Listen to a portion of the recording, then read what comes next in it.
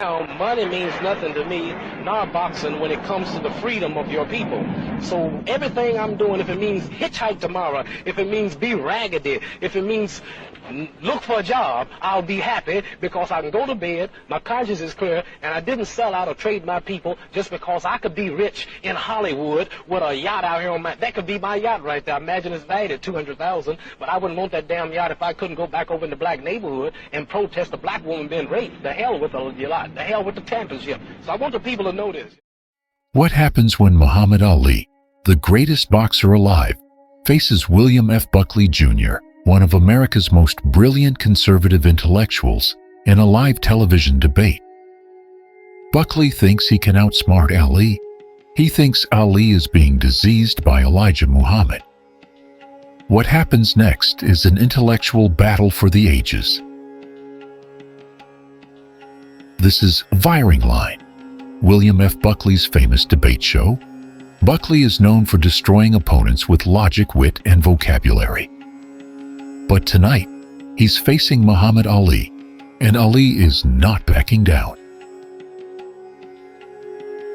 Buckley starts with what he thinks is a devastating accusation. He tells Ali, "What Elijah Muhammad is doing to you is diseasing your mind." Diseasing his mind. Buckley just told Ali that his religious leader is making him mentally ill. Ali's response is calm, deadly, and brilliant. "We don't have to teach black men that whites is his enemy. You don't have to teach it. You taught us, your people daily. Martin Luther King bumped off unjustly. Adam Clayton Powell bumped off unjustly. They took my title unjustly. They killed Malcolm X unjustly." Oh. Ali just turned Buckley's argument upside down. "You say Elijah Muhammad is teaching me to hate you.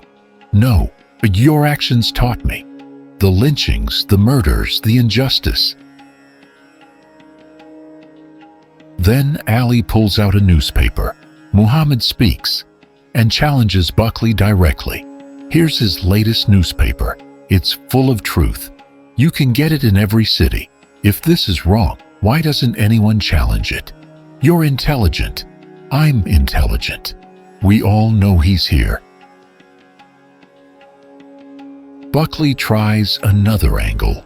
He compares Elijah Muhammad to Hitler. Just as Hitler persuaded Germans that all Jews were their enemy, Elijah Muhammad is doing the same to you. Buckley just compared a black religious leader to Hitler on live television. But Ali doesn't get rattled. Instead, he uses mathematics to destroy Buckley's argument. Madison Square Garden holds about 20,000 people.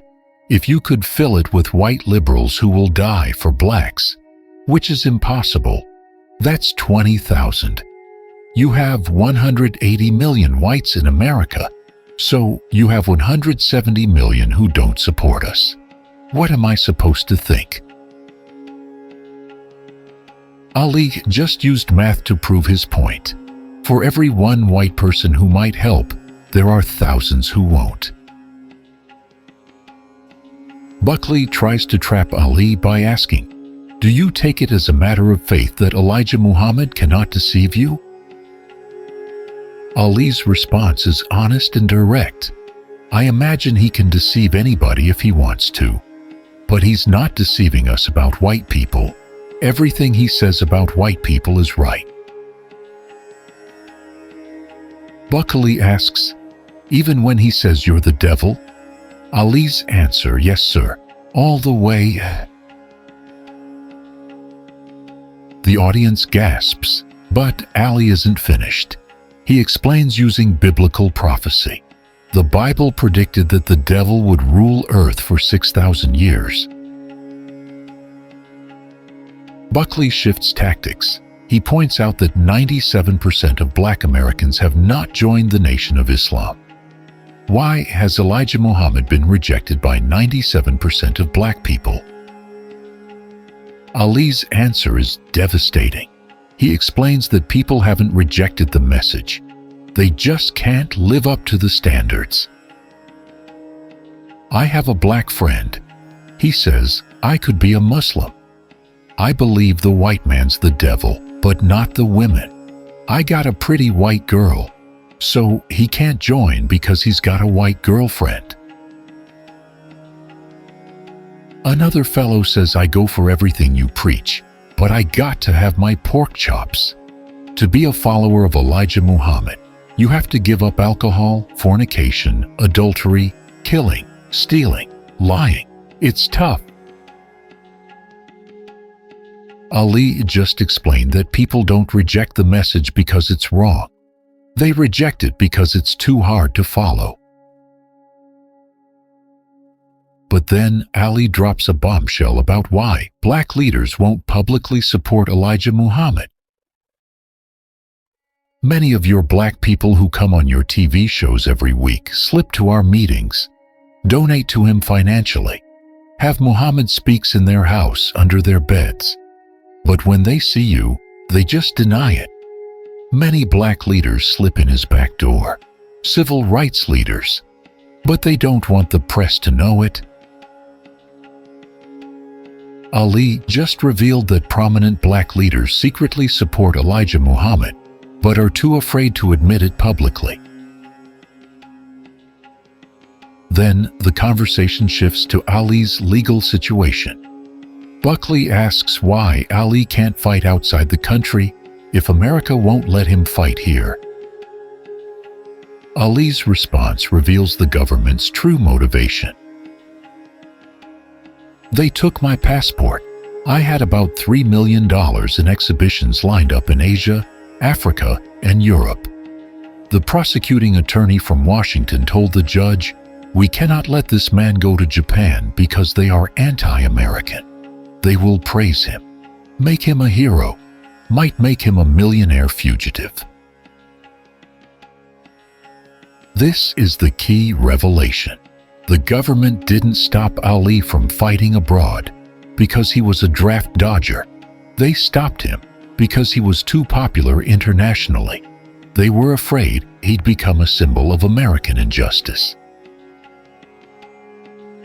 Ali continues, "If I don't leave the country, I know how to leave tomorrow. Quick, easy. That's not the intention. The intention is to stop me from making a living, to punish me." This debate reveals something most people don't understand about Muhammad Ali. He wasn't just a boxer with opinions. He was an intellectual who could hold his own against one of America's smartest conservatives. Buckley tried every trick in his arsenal, comparing Elijah Muhammad to Hitler, questioning Ali's intelligence, suggesting he was being deceived, pointing out that 97% of blacks didn't join the Nation of Islam. And Ali countered every single argument with logic, mathematics, biblical prophecy, and real-world examples. This wasn't Ali, the trash-talking showman. This was Ali the thinker, Ali the intellectual, Ali who understood history, politics, religion, and could articulate complex ideas under pressure from one of America's most formidable debaters. William F. Buckley thought he could destroy Muhammad Ali in a debate. Instead, he discovered that Ali was every bit his intellectual equal, maybe even his superior. If this opened your eyes to Ali's intellectual power, subscribe and share this with anyone who thinks Ali was just a boxer. This is Muhammad Ali at his brilliant best. Can I ask you, what do you see your own place very clearly as an athlete and as a figure in this particular dispute we've been talking about? What about other black athletes, Muhammad, like, say, take Patterson as an example? Or what Patterson? The others, Floyd Patterson. Oh, he's completely opposite from me. Yes. He ain't no way like me. Yes, precisely, that's why I'm asking you about Oh. it. What do you think about the other black athletes like them, who in their time have had influence, or would have been in a position to have influenced people, their own people and this sort of thing? about their attitude, which is certainly slightly less moderate than yours, or slightly more moderate rather than yours? Well, they go down in history just been athletes. They don't. I'm giving more praise and credit for what I'm just doing down this show than coming here and beating 5-year-old English champions. Oh, at the same time. Because right now, black people, when you show this show, are home jumping, home shouting, because they don't have the nerve to say what I'm saying, and nobody has never said it, and they're just so happy to see a black man who will stand up and jeopardize every quarter he's got to tell the truth. So, like Floyd Patterson and other fighters, they just don't take part. They make $1 million, they get them a Rolls Royce, they get them a nice home, they get them a white wife. Well, I made it, America's great, and the rest of them catching hell, and he won't say nothing. But when one man of popularity can let the world know the problem, he might lose a few dollars himself telling the truth, might lose his life.